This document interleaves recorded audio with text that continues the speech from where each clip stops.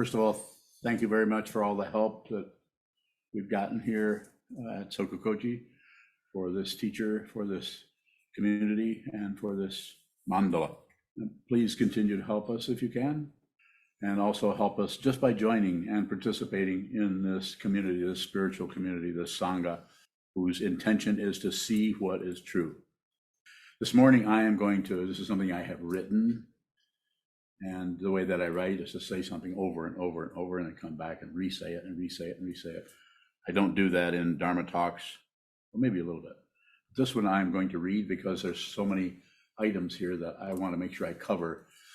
So I will read this, 4 paragraphs, and then I will ask for questions, although I may elaborate a little further because sometimes I just can't stop jabbering.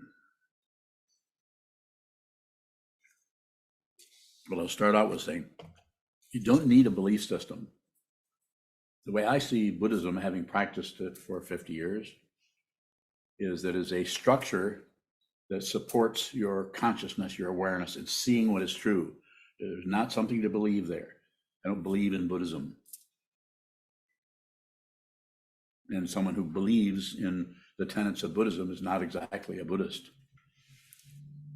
Maybe they think they are. Maybe that's okay. This is what belief does.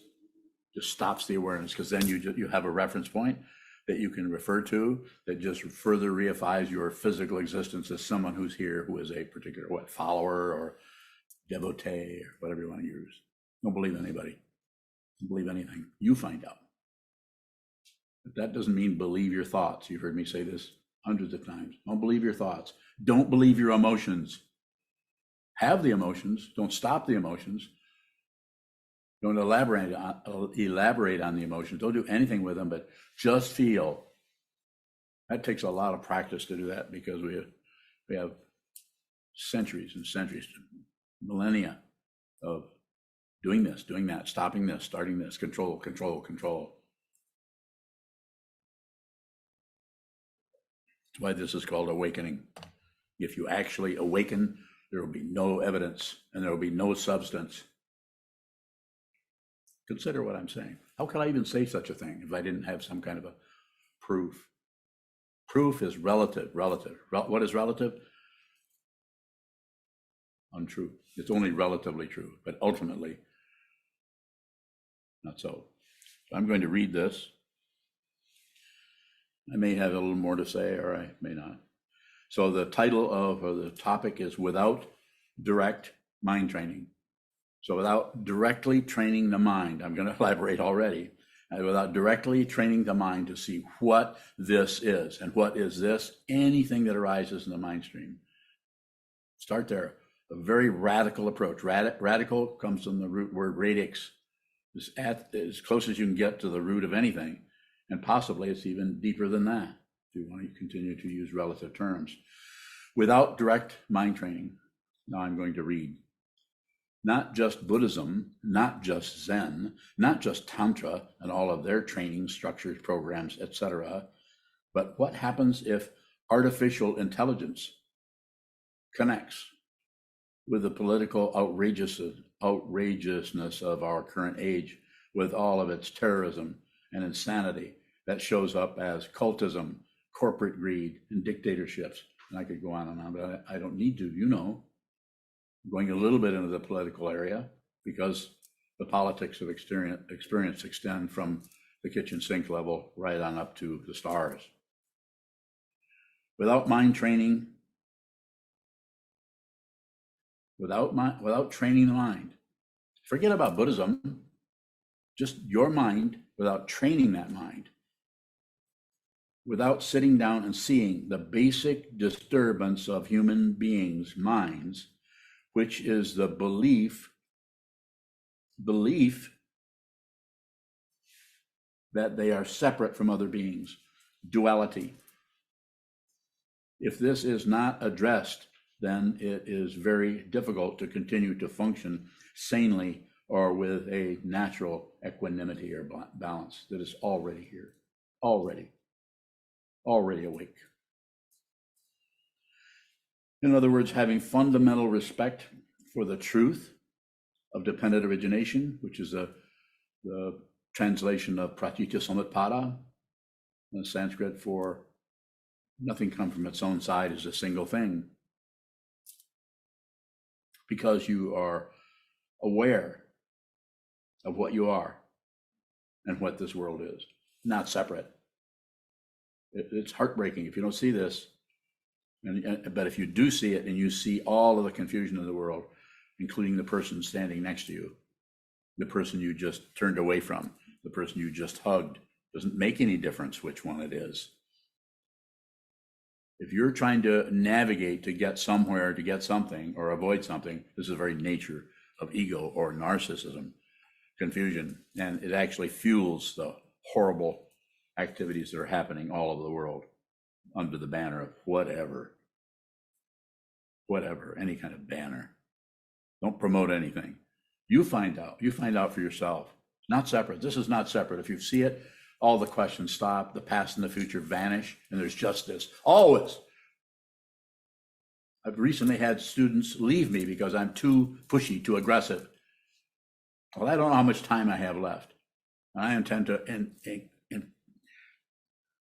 push on this as much as I can without knocking you over. I have a stick if I need to do that. I don't need my voice because I'm too aggressive. Is that person wrong? No. No, incorrect. They're doing what it looks like to them.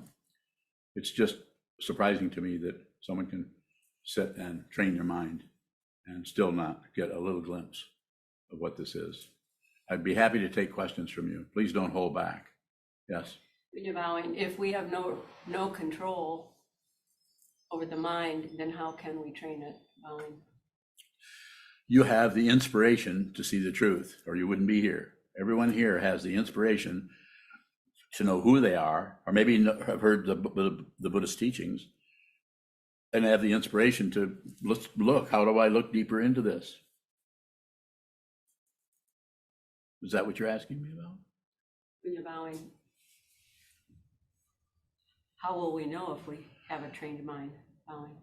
You won't, but you will no longer be confused about anything. You really won't even any longer have a mind. You're not separate from that piece of dirt on the floor. Well, hopefully there's no dirt in here. What is that? That's a mouse turd. No, it's not. Piece of rice. But you won't be separate from that or the farthest galaxy. And it won't be some kind of wonderful feeling of togetherness with everything. That's bullshit. Some kind of idealism replacing the very intelligence that you need to see what this is. I'm going to get more and more cranky. Being a sweetheart, which I've been for 50 years, it's not working.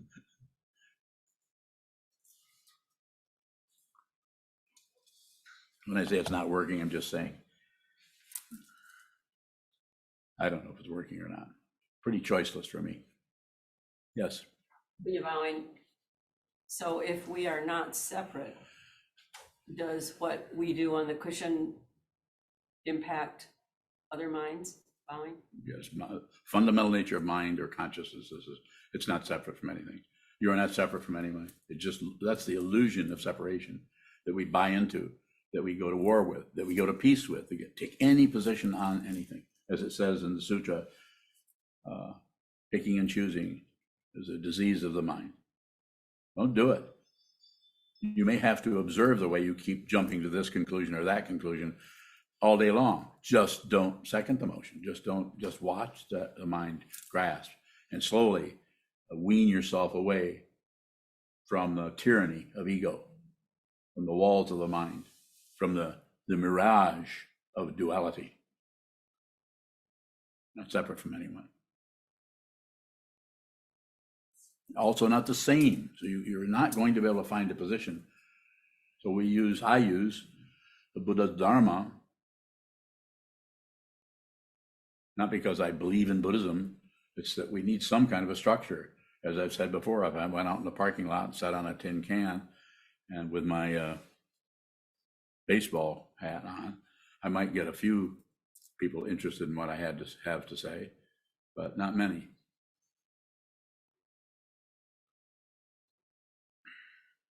But Buddhism is an incredible raft, been around for millennia, to actually use this practice to cross as a image, cross the river of samsara. Cross the river of confusion about the nature of who you are and what this is. This doesn't mean that someone down the street who's never heard about Buddhism, or if they have, they're not interested, or maybe have come in here and left. It's not incorrect. You may not be able to see this. You may not be inspired by what you hear here.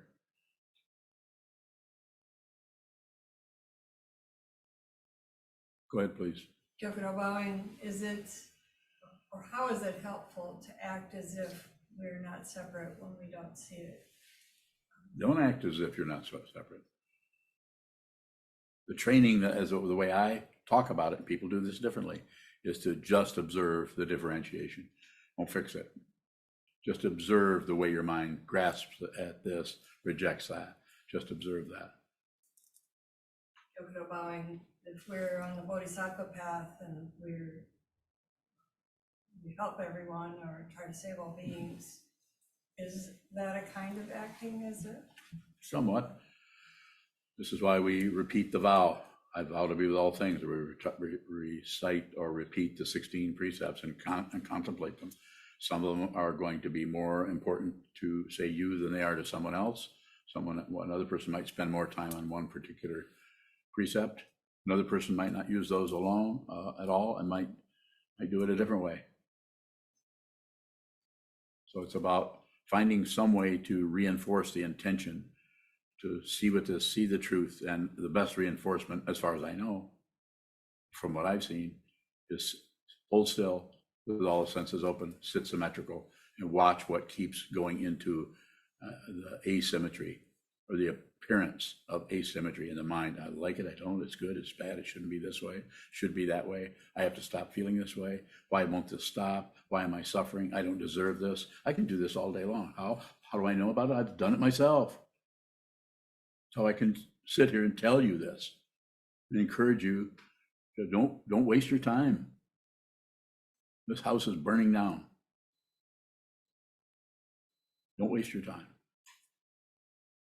And what do I mean by that? Train your mind to see what this is yourself. Don't get your information from me necessarily. I'm going to be here to help you as much as I can, but I cannot do it for you. Sanho. Sanho bowing. So I pretend to be nicer than I am, so I'm not an abusive jerk. Would being genuine mean to not pretend to be nicer than I am? Not necessarily. I follow what you're saying. I would say that the important thing is to be responsible. In other words, they're not the ego aspect of the consciousness or the paranoid part of the consciousness, but the part of the consciousness that could be said to be your basic affinity with others. So you could be responsible. Whatever rises in your mind as negativity, even though it was apparently triggered by the person across the table or down the hall or next door or a fellow or someone who's even a friend, triggering that, be responsible for the emotion. In other words, you feel that, but don't turn to outflows to get rid of it. In other words, blaming them, even though they apparently triggered that. So that would be the way to work with that as near as I can explain it. More? Good question. Yes. Ondaban, can we see that Buddha nature and the identity in situations like Sanho was just talking about? Where we're trying to be responsible? Is that actually seeing the difference between Buddha nature and ego? Paraphrase yourself, what you just said. Simple. What's a simple question?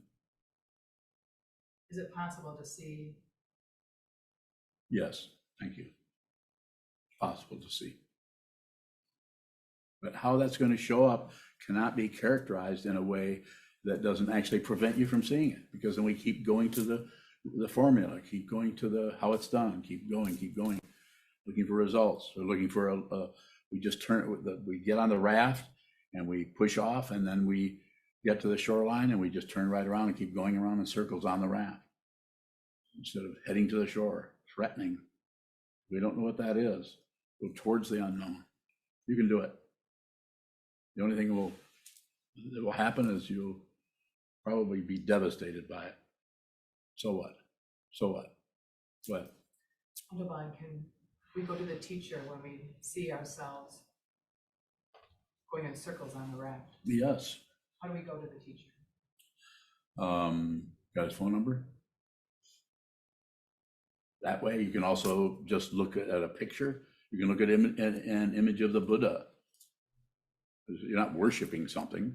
You're looking at some kind of representation of your own mind that seems to be out here somewhere. You go to the fundamental nature of the duality and you stare it right in the face, and you don't go towards it, you don't move away from it, and you don't ignore it. Those are the three poisons. Just receive. If you're there and your senses are open, probably going to receive. You can't deliberately hear something or not hear something. If there's a noise, you'll hear it. If there's something that comes in front of you, you'll see it. Senses are very interesting. It's hard to put something in your mouth without tasting it. You actually taste it. So everything that's happening to is not happening to a separate self. It is happening in consciousness. What is arising here that is able to formulate words, and what is happening here is able to, in the ear consciousness, auditory, is able to hear sounds. And we have a language, series of concepts that get together that represent meaning. More? Divine, I think I heard you say that if we bring our confusion to somebody who sees what this is, Yes. or represents our intention, and just sit with it, it's a way of receiving our own confusion. Got a question?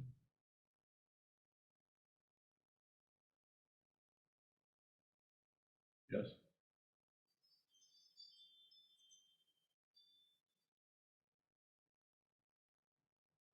There's no formula for it other than the traditional ones that I also encourage. Refuge in the three jewels, the Buddha, the Dharma, the Sangha, the teacher, one who's your teacher, and whatever is being taught, and the community of people who are trying to understand that. In our situation, it's traditionally the Buddha's Dharma, or the truth of awakened truth. So it's important to train your mind. That's why I'm saying about we are really in for it. It's not about believing in Buddhism or believing in anything. It's about seeing the truth yourself. See it yourself. So have no more questions about it. More? Further questions? Yes. Nicole Bowing, is it possible to train your mind off of cushion? Doesn't look like it to me. I mean, if you're talking about walking in the woods and doing meditation and contemplating the trees or the birds or anything, no, that's called entertainment or enjoyment. The closest you could come to training your mind off the ground is go sit in a graveyard and contemplate death. Am I giving you instructions to do that? No.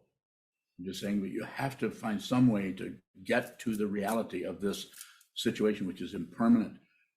This is going away. Anything that arises is going away, including your anger, your discontent, your happiness. It will not last. It may keep returning. I don't think so. I think it's necessary to take everything you can and hold it very still and watch what continues to erupt out of the mind stream, yours, mine, or anyone's, and not agree with it, not disagree with it,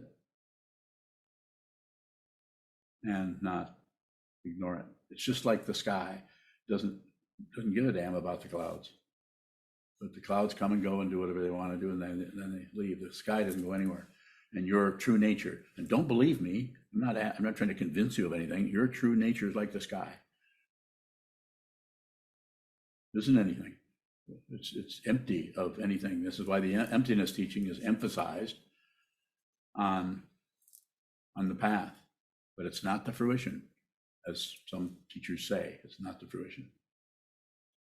The fruition is this, and it is radiant. That doesn't mean it's self-affirming or something like that, some silly kind of flower child statement. More?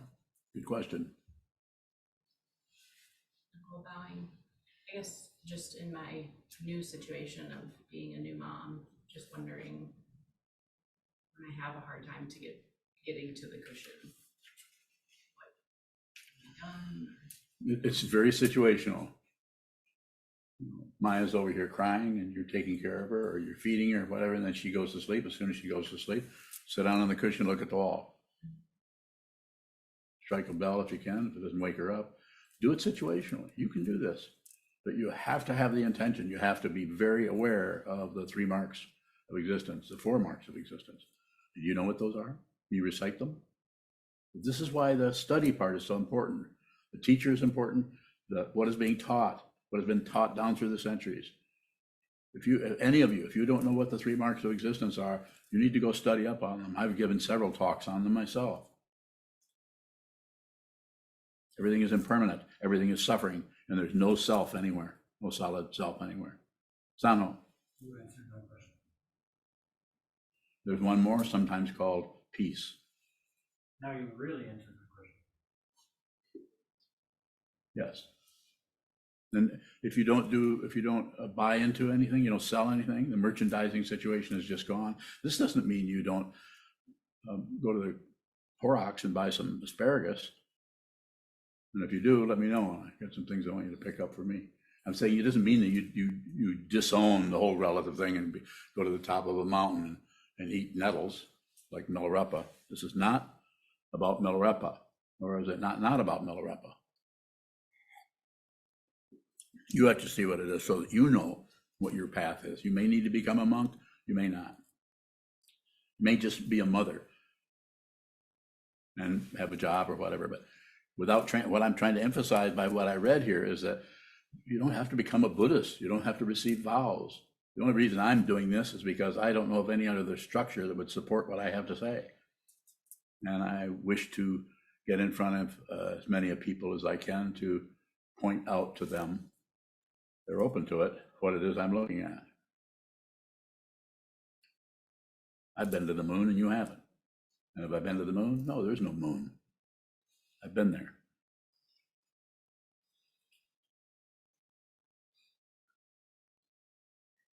Kayun. Payan bowing. 2 questions. The first is, if a student feels that the teacher's tone or approach is wrong, what is that showing us about our mind bowing? Could be many things. Could be this isn't your teacher. And it also could mean that is a teaching that you're having difficulty with, which is quite often what happens. Is I don't want to hear that. So that person is to this or to that. And it's not that isn't happening relatively, but if you, as I've said several times, if you have a teacher, then everything that occurs is the teaching. And that is being pointed out by your teacher, if you can receive it. So you need to be a student 24/7, to put it in the conventional parlance. You need to be on receive. This is what you're training yourself to do. Sit down, face the wall, receive this incredible, astonishing consciousness that is showing up as objects and things and devices and opinions and political orientations and just tons of insanity. You need to see it yourself, not believe something. So the teaching person, maybe there's all kinds of teachers. Some are just sweethearts. My teacher, Kobanchino Roshi, was very much a sweetheart. And he was a sweetheart to everybody. I sometimes say he's like a feather. He's very much like a feather. And he was a feather to everybody, except to me when I asked him to be my teacher, and he turned into a sword. And he cut me. He was totally invisible. He didn't do anything. He just barked at me a little bit. I'm extremely sensitive to criticism and have been since I was born. I still am very, very sensitive. That's how I teach. But there's no one who's sensitive. There's no solid being here anymore. I'm not bragging about how this wonderful person with no self. You don't have a self either. Look closely to see what this is. Whatever emotion arises in the mind stream has to be there. Why? Because it arose. We'll fight with anything. No more war forever from now on.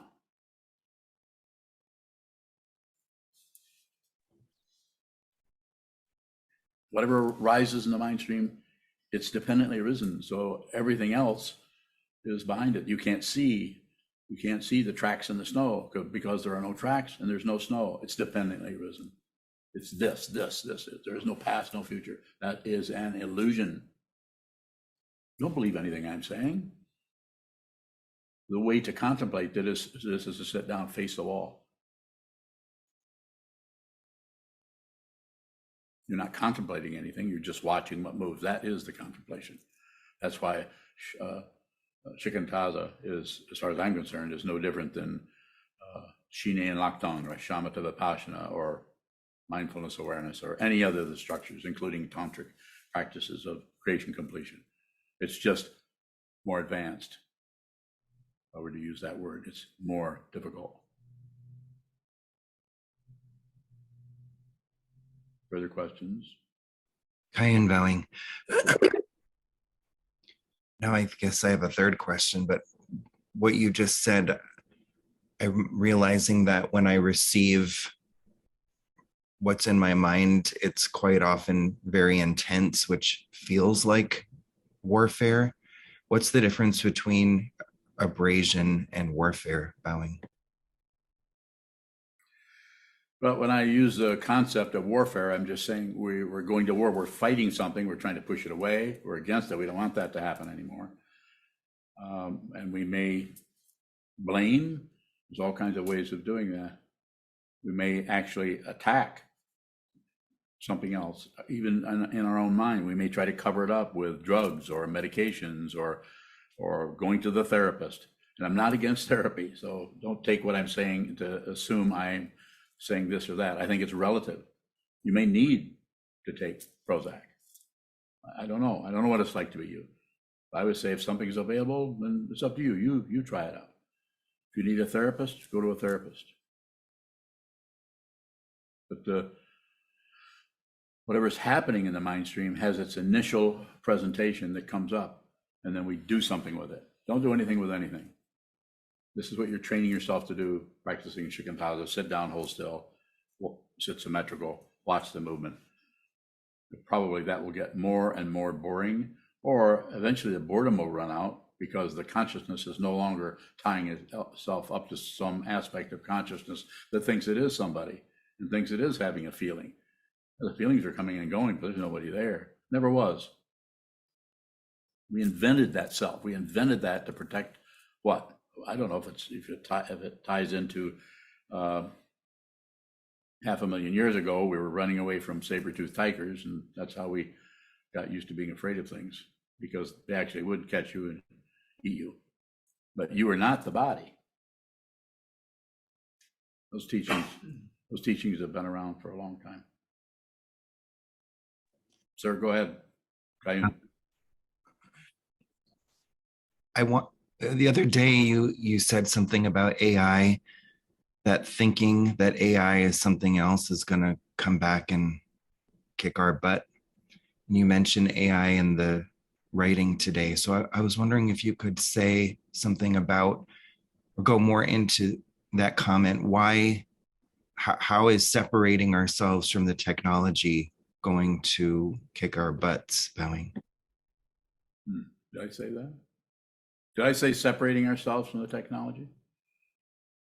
I think what you actually, Kayan Bowing, I think what you said the other day was thinking that it's something else,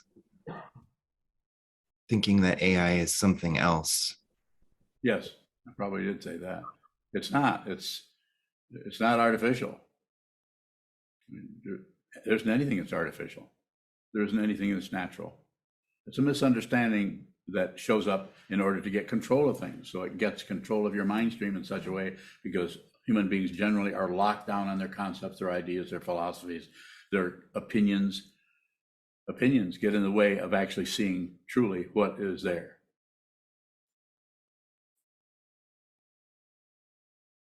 Kayan Bowing, are you saying that the so-called intelligence or consciousness that's arising in AI is not separate from us, Bowing? Exactly. I am. Very much so. But it can be because of the separation, because of the warfare, because of the political orientation that people have of being some are right, some are wrong, that can be used. And what's the common thing we hear all over the place? Weaponized. Irritating statement. Weaponized. So yes, it depends on, here again, dependent origination. It depends on who's using it and how bad it's going to get or how good it's going to get, or if it could actually be used. I mean, it could be used to probably, if we had a little bit of consensus going, to maybe understand what the avalanche of the climate change that is probably unstoppable because it's been misunderstood over and over again. Well, maybe there's some possibility of getting some help from using the human mind and supercharging that with the technology that is slowly coming to the fore. It's possible. But without mind training, as I'm going back to my original statement, without the mind training, if one is still hooked into right and wrong, which I don't care if you're a Whig or a Tory, you're going to be tied into right and wrong, up and down. We're right, they're wrong. We're right, they're wrong. And if you're tied into that, even though it's obvious to you that there are good guys and bad guys, I mean, you can tell by their hats, right? It's obvious to you that this is not true. And if you operate on that situation, then you will blame some people and credit others. And you'll be tied up in the original insanity that created dictatorships, all of the crazy mania that's going on in the world or in the United States. I won't go into that particularly, but watch television for 10 minutes and you'll see it.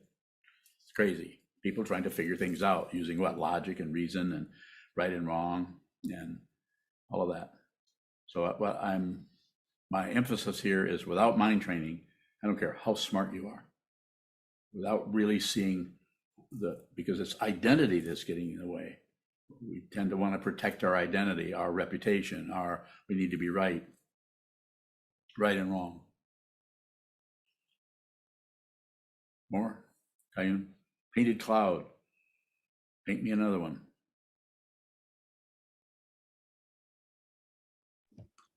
Kayan Bowing, it reminded me of something Marshall McLuhan said, which is that all technology is an extension of some aspect of ourselves. Is it helpful to think of technology we're frightened of as ourselves, Bowing? Probably it is. But there again, I would come back and say, let's train our minds. You don't have to be a Buddhist. I think it's helpful because you need some kind of a structure, some kind of a teaching. This goes back thousands of years. The concepts go back that far, are trying to explain or show or display what is happening in the mind stream, just like the four marks of existence, the Eightfold Path, the 12 links, on and on, all of the different structures, using that, bringing the intellect towards that so that you can see what these teachers have been endeavoring to point to. It's not about somebody up there watching us. There isn't anybody anywhere. There's no solid being. There's just consciousness. And is consciousness God? I'm not going to quote on or comment on that. That's ridiculous. We don't need that. You don't need that kind of orientation. What you need, find out who you are so you know who that is. And I can tell you what you'll find out. You won't find anyone. You won't find anyone here. You won't find anyone out here, any singularity anywhere. You'll see consciousness only. And that may express itself by what you paint, what you write, what you say, whom you love, whom you hate. I'm not kidding you here. Don't fix anything. Don't live up to some standard of love. If you're living up to this, any kind of a standard, then the very thing that you're supposed to be is being missed. Your own being, if you find out what this is deeply, then you will be what you're looking for. You'll just be that, and you'll not be concerned about outcomes. What will you be concerned about? Intention. It's about training the mind, not testing. That's about control. That's a macho orientation. Completely disrespectful, to put it very bluntly, of women or of the feminine principle. Disrespectful, macho, control, control, control. You need to see that. Don't believe what I'm saying. I don't think that you will believe what I'm saying, but you also can't test me.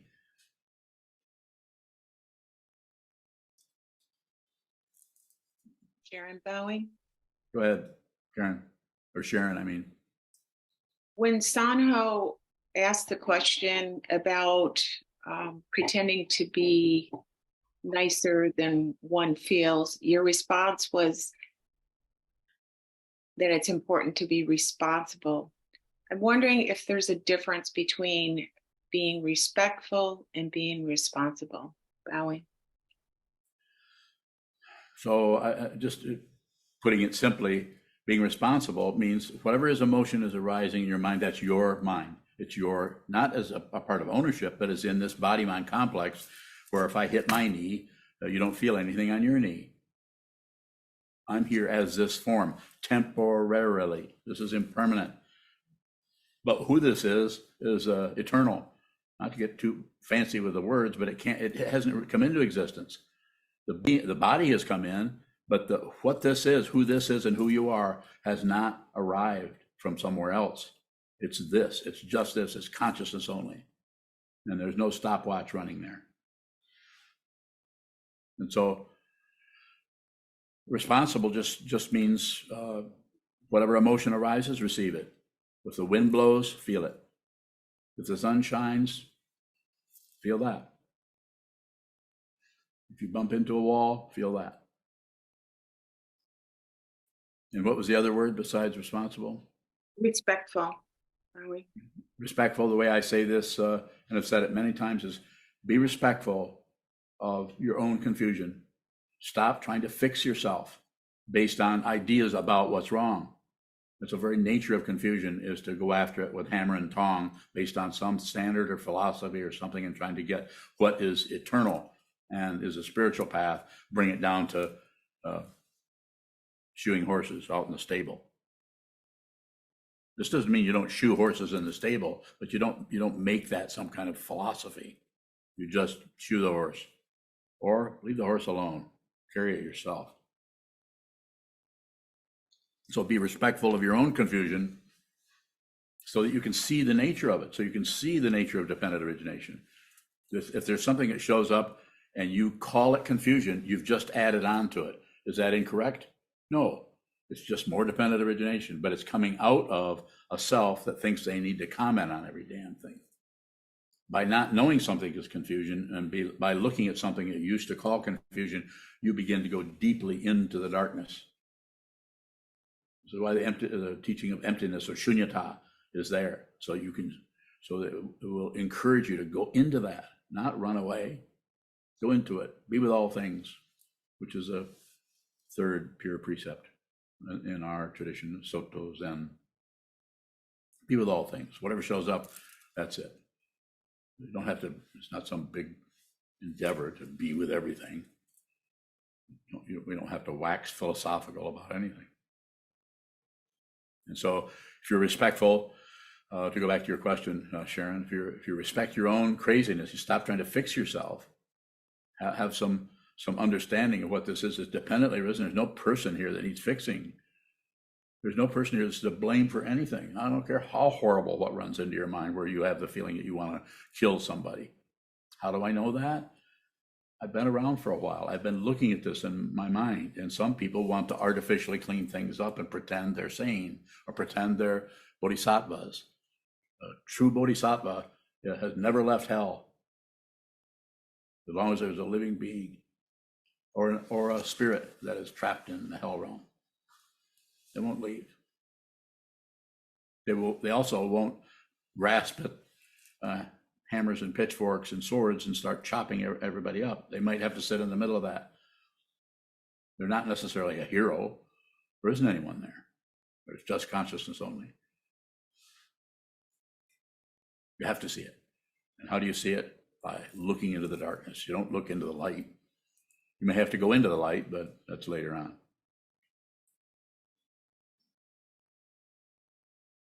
Thank you. Thank you. So if you respect your own confusion by not trying to fix yourself, but being very aware of or responsible of the confusion, of the stuff that arises, anger because somebody said something or did something, or jealousy because somebody's got something that belongs to you or you think belongs to you, then just feel the anger. Feel that. Be responsible. Be very, very kind to yourself.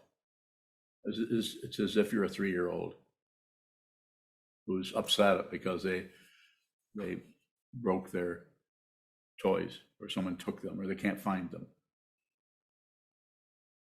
So, and if you do that, then you'll be able to do that for others. You'll be able to, because you'll not see when somebody comes at you with anger, instead of doubling up your fist off to your one side, ready to retaliate. Instead, you see the anger. Because you're able to receive the anger, you're able to receive the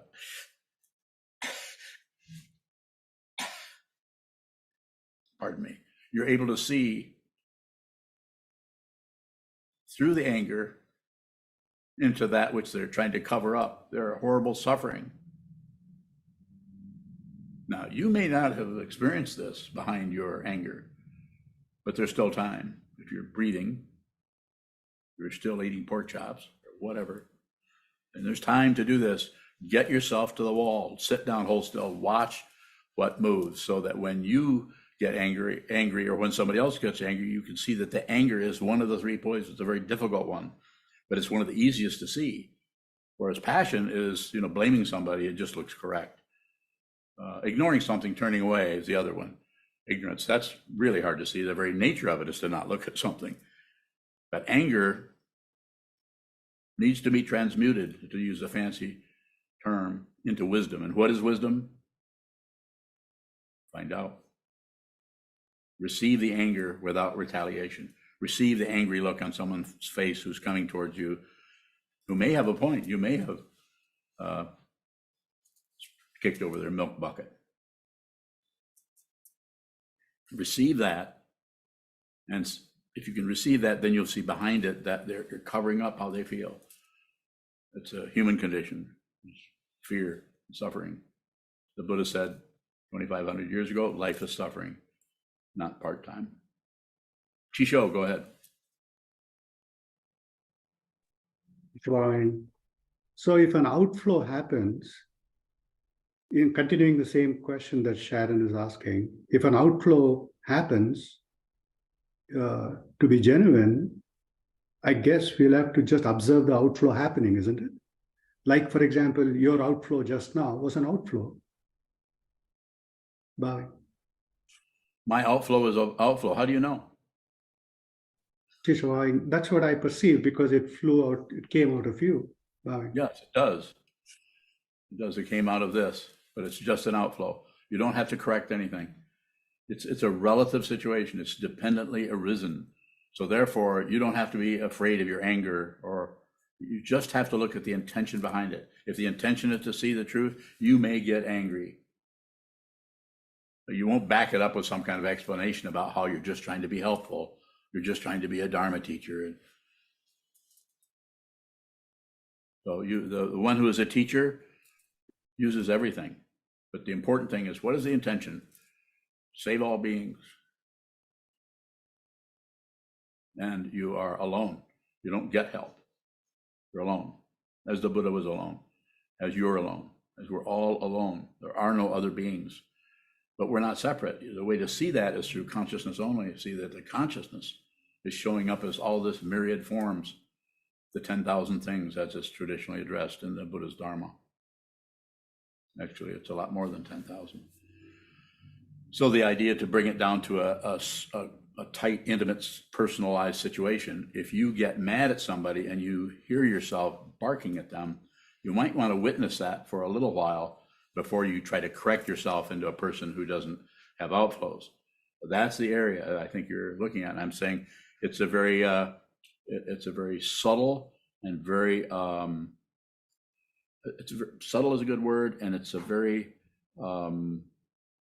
it's almost secret. It's like so hidden, but we need to go into that area. And how do we do that? To see the difference between this and that, the very subtle level of duality, where all of this craziness in the world springs from, the war in Ukraine, etc., the war among the planets that are so far away we don't know about it yet, but we will.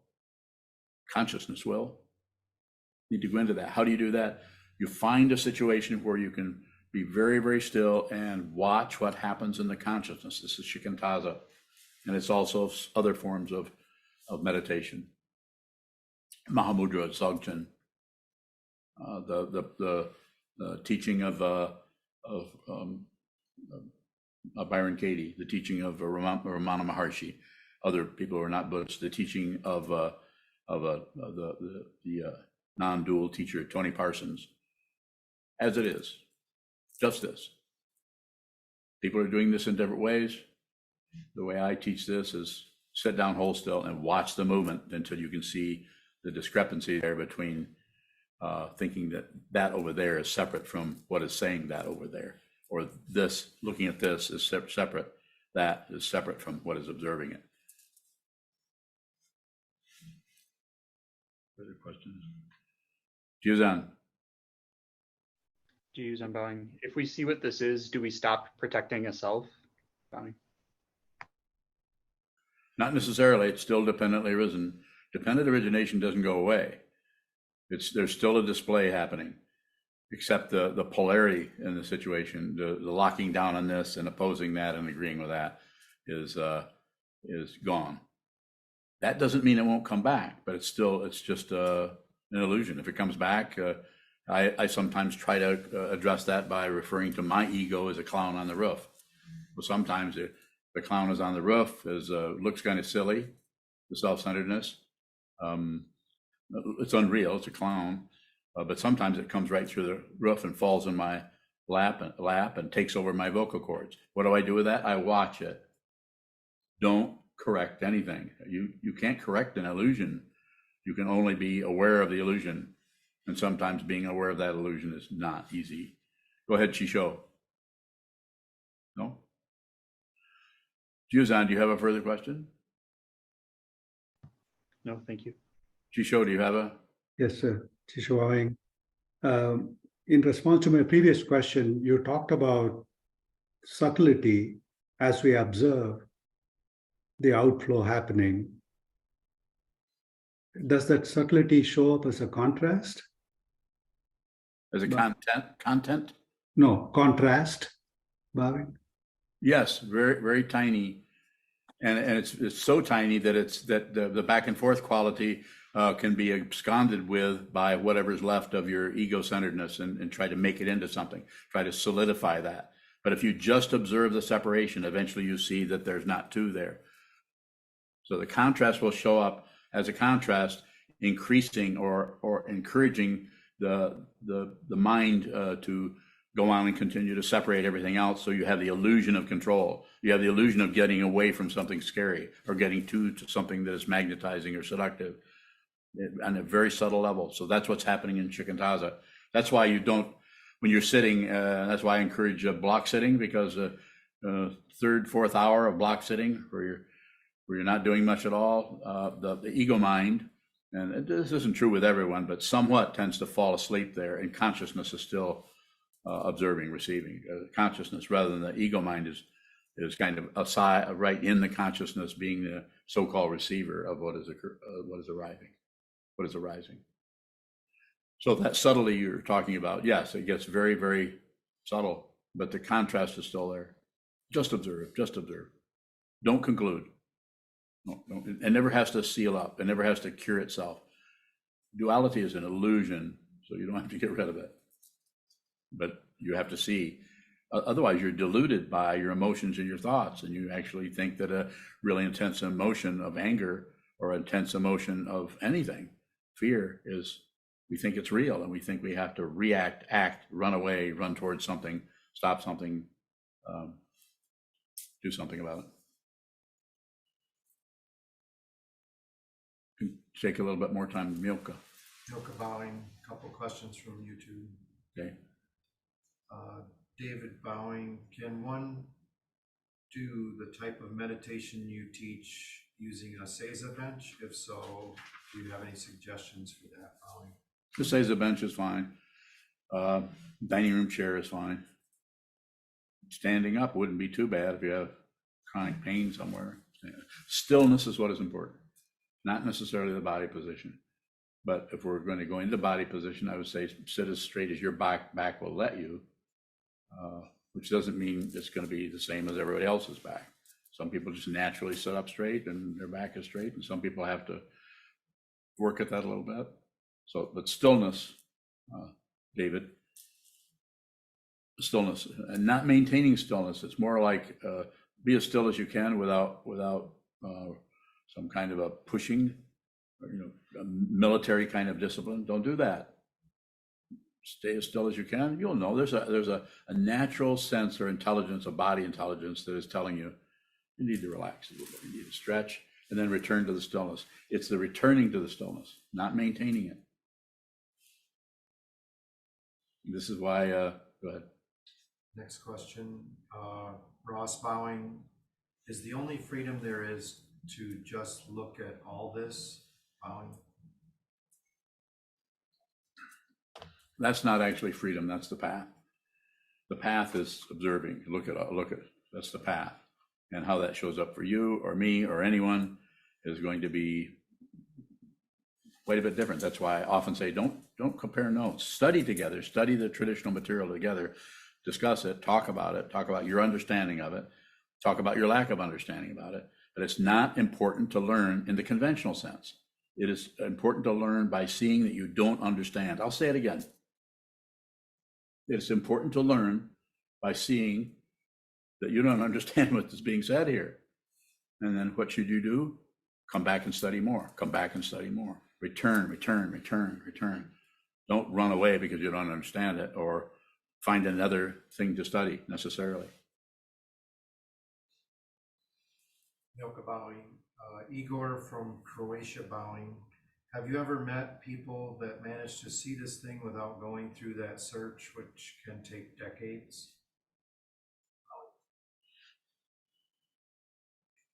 I haven't. It doesn't mean there aren't people there. The example I gave earlier, Byron Katie is an example of what I call a spontaneous realizer. Someone who just, their karma is such. Whatever happened 3 lifetimes ago or 50 lifetimes ago, somehow that part of consciousness comes together as an individual for a short time, then passes out, like called death. But while it's here, something about this possibly can trigger the insight where they would realize that they're not separate. But what I've seen, and I haven't seen everything, of course, but what I've seen is that even with that insight, it still takes more mind, that one has to contemplate that or meditate for a while to really understand what they've just seen. Any kind of awakening that happened with Ramana Maharshi when he was 18 years old, he still had to go into a cave for 20 years to see what that meant, to realize that he had just died and yet nothing died. To see it, nothing died and yet he had just died. Same thing with Byron Katie, or the other famous one who's probably made bundles of money. What's that guy's name? Thor Heyerdahl? No, he's the one that went on the raft to Costa. Let's see. Don't tell me yet. Okay, now tell me. Yeah, Eckhart Tolle. Yeah, very entertaining, just a sweetheart of a guy if you've ever seen him. But he didn't do this through meditation. He just sat on a park bench, is the story that I heard, and just suddenly realized that there wasn't anything. So then I think he sat there for a couple more years and then started to spontaneously teach about it. And what did he teach? He just taught out of his own enthusiasm for what he saw. And since he's so charismatic, he got all kinds of people wanting to hear about this wonderful thing that he saw. But did he teach people how to do this? You know anyone who was a student of Eckhart Tolle who was awake? Probably not, because they probably wouldn't claim to be awake. They probably are sitting on park benches all over the world with feeding pigeons. So there's no way to come back to the question. There's no way. It's just beyond kind of the relative kind of knowing. I'm not saying there aren't people everywhere who aren't awake to the true nature of reality, which is my way of saying it from what I'm looking at is not separate. It's not the same, it's not separate. This didn't happen in a flash for me.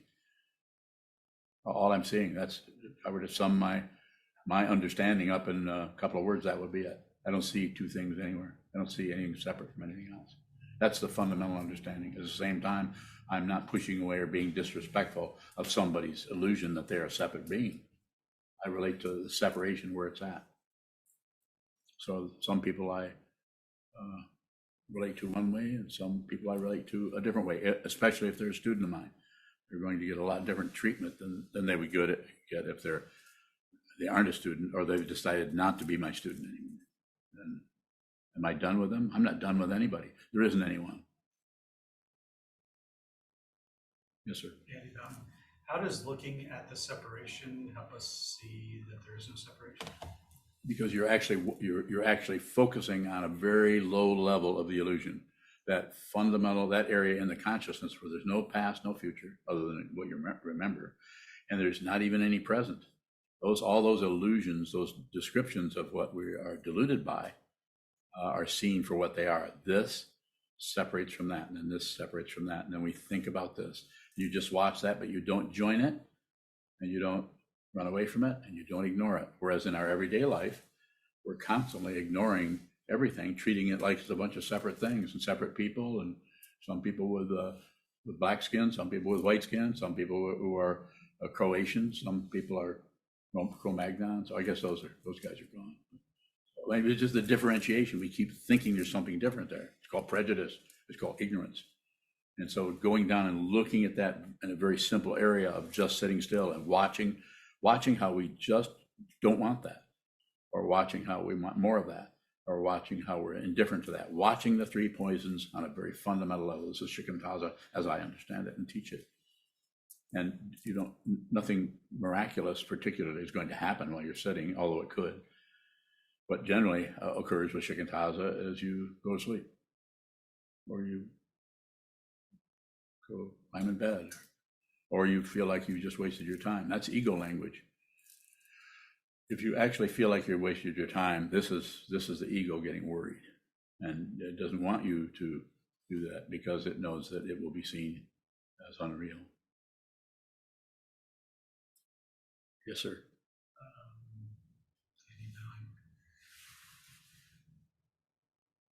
So by looking at the subtle differentiations, Observing them.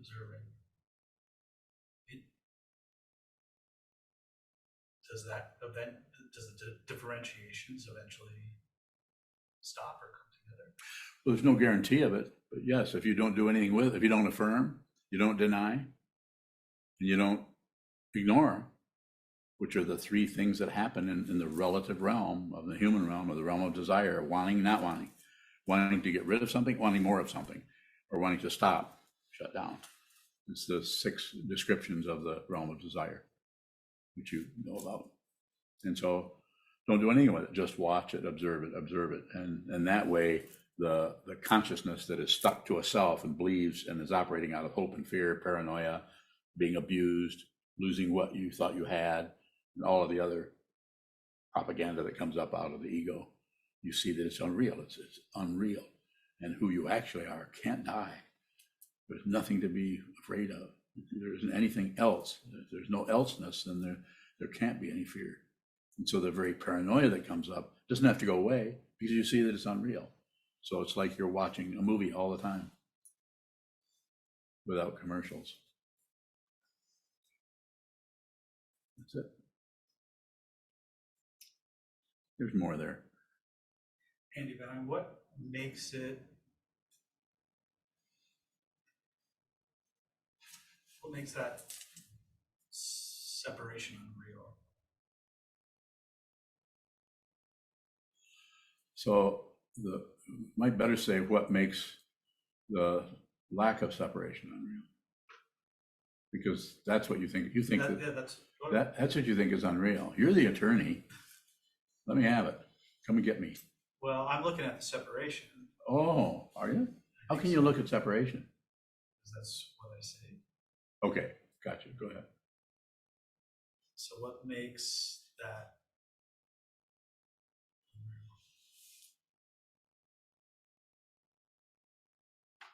It's being caught in the fundamental nature of what has been used as a teaching. This is unreal, this is not. And so by just saying something is unreal, that causes you to ask your question, what makes it unreal?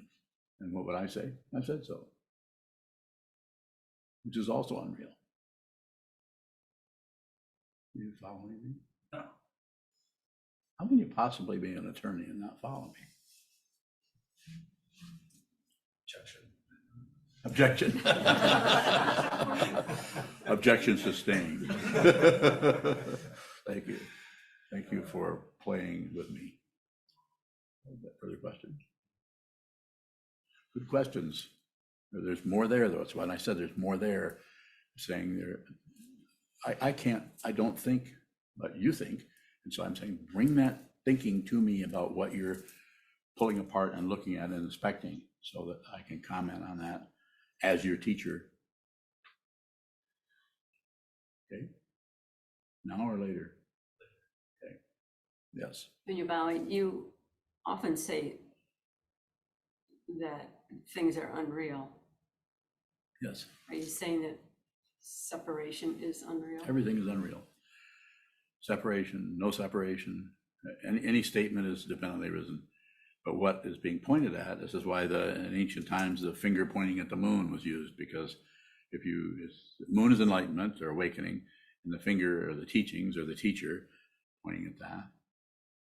But when you actually look at the moon, the finger's gone. So that's scary. No reference point, not even the moon.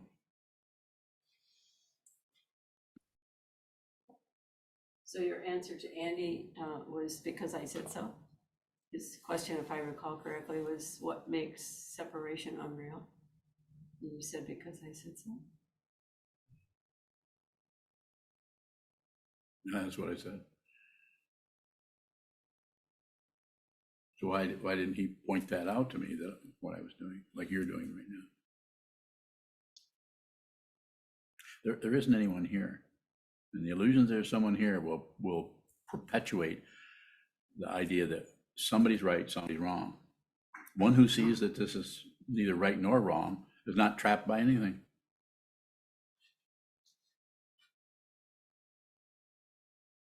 Keep going. So when you're bowing, when you say there isn't anyone here, Yes. we see a body. Well, the body's here, your body's here. We're not saying, we're not denying relative truth, and it even becomes even more intense and powerful. Food tastes a certain way. Sound tastes a certain, or seems a certain way. What we're hearing, we're very sensitive to that. And it becomes even more real, more distinct in being something we really like or something we don't like. But there's no being here that is in any way enhanced or endangered by anything. Everything is just, it's just what it is. It has an apparent separation, which is an illusion. But you can actually enjoy the illusion. You can even enjoy the paranoia if you see that it's unreal. Just see that your anger is actually rising because it triggered some aspect in your consciousness, but you see that that's unreal.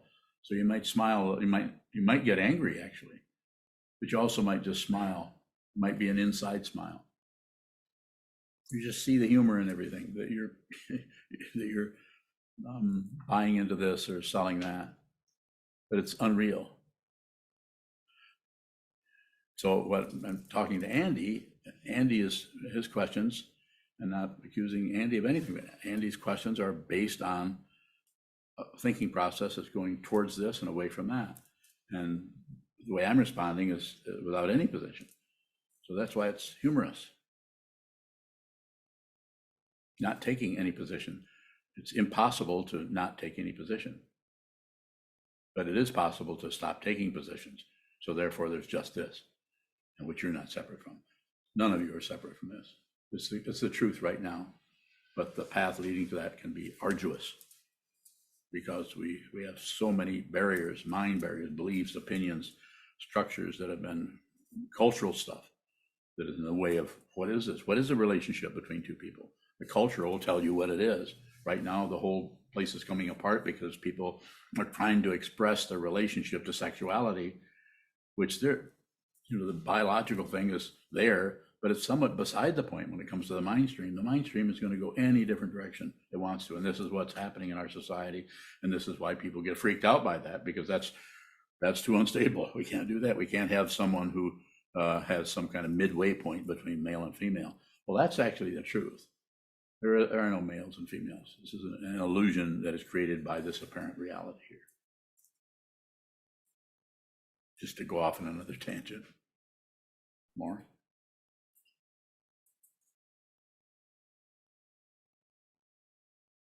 Sharon? Sharon Bowing. Yes. When Chiso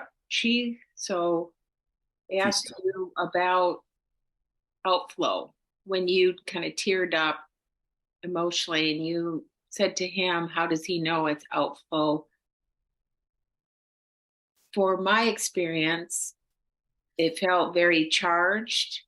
And then my mind sort of went to just this, which is a rarity for me to be with that, or to recognize that, or to feel it, or to see it. So my question is, with your teaching, there are those moments, and whether or not I'd label it outflow or not, I think probably is irrelevant. I don't think I do that, but I have a deep sense of truth. I'm trying to think what my question is, because it feels important to me. It feels like these moments. Take your time. Is. So when that occurs, is it just that? Bowing? Probably not exactly, because the non-occurrence is still polarized. It needs to be seen. It never goes away. It's always this. And it becomes very ordinary, very flat. And yet anything can happen. Any immediate ballet of the mind can start flowing in the mind without being summoned. And what do you do with that? You don't give credit, you don't give blame, you don't analyze, you don't project, you just receive it. And it could be said to be enjoyment. It could be said to be bliss or not. There's no positionality as far as the emotions. They can come and go, but they don't belong to an emotionator. There's no self behind any of that. It's not something we can particularly figure out. So what I'm saying, what I would be saying to you, what I am saying to you is just continue to practice, continue to set your question and the way you're characterizing how you're relating to it are appropriate. I mean, it's not that I would correct you, but I'm saying just keep going. You just described a position. I'm going to call it a position on the path where you're beginning, something is starting to crack, starting to come apart. And I'm saying, as I often say to people, I have students, not a lot, but I have some students who are in very great dire straits, to use that term. But they're strong practitioners. And what do I say? Keep going, keep going. I'm sorry you're having this difficult. I'm sorry this is so difficult for you. Practice anyway. Practice hard. Sit down, hold still, watch what moves. Come back to the cushion. Sit down, hold still. watch what moves, train the mind.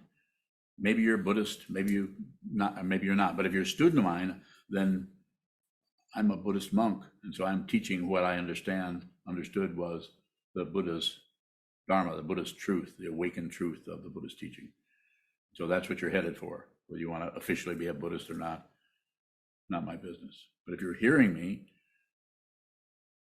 then whatever shows up in your mind has a right to be there. And any position that might show up is probably going to change as you go on the path. Sometimes they turn that into stages on the path. I don't do that. I'm saying that everything is it. So wherever you're at, but if you describe a particular sinkhole you're going through, or a particular windstorm or cyclone of your own emotionality, just receive it. What is real is not threatened. Who you actually are can't be threatened. Who you think you are is in big danger, especially if you're on the path. This is why it's sometimes characterized as dangerous. Even Trungpa Rinpoche said, better not to get on the path at all. But if you do get on the path, be sure and finish it. In other words, intend. That doesn't mean the relative kind of idea of becoming enlightened. It means the intention. So that even if your body-mind collapses, the intention never goes away. The intention to see the truth, the intention to save all beings cannot vanish because it's an intention.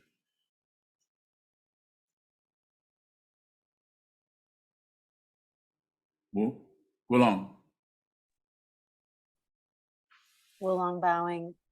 You mentioned anger, and for the most part, anger has usually been viewed as something that is covering up something else. In many spiritual circles, that it's veiled grief. But I'm saying that can also be a way of leaving or stopping the investigation, assuming that it's something. So my question is, what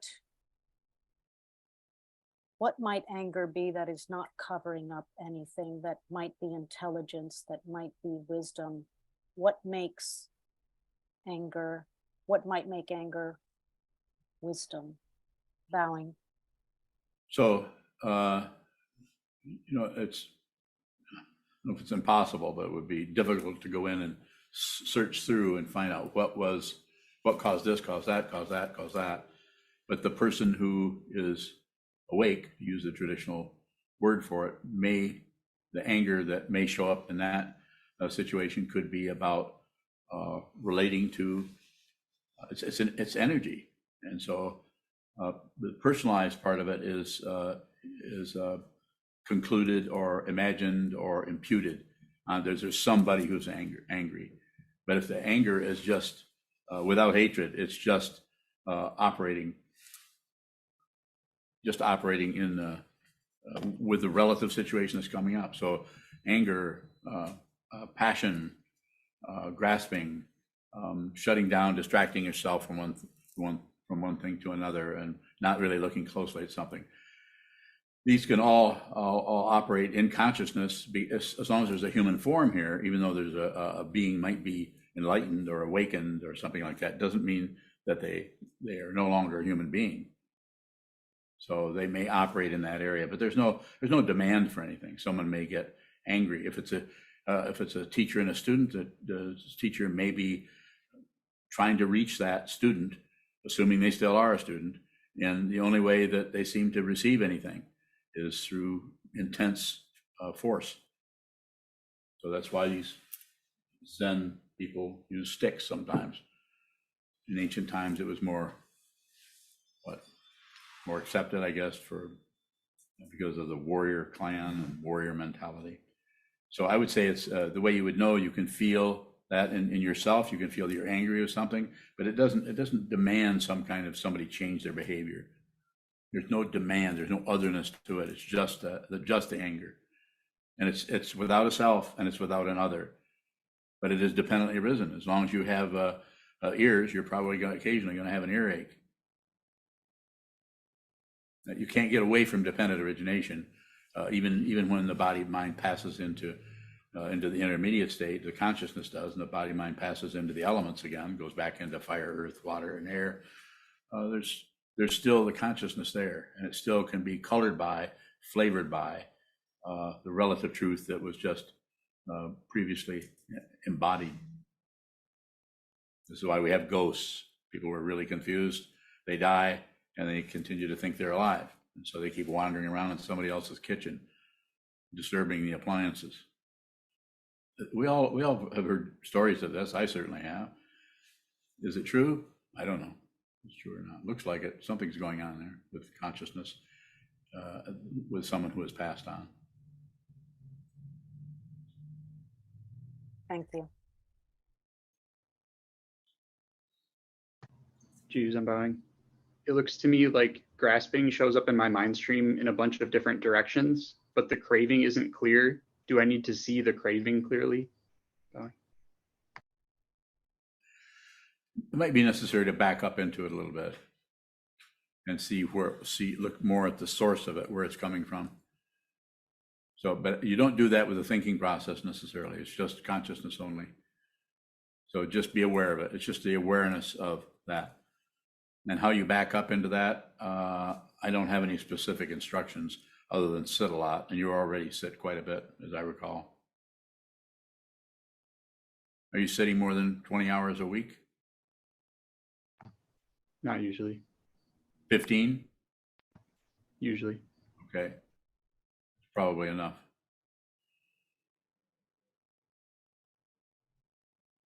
Okay, I think we can go elsewhere, close. Thank you so much for attending and for your questions too, to help me try to bring out what it is I'm contemplating, I guess. I don't know, thinking about. Hi, I'm Senshu, one of Sokuzan's monks. Sokuzan offers his wisdom tirelessly with complete love and devotion.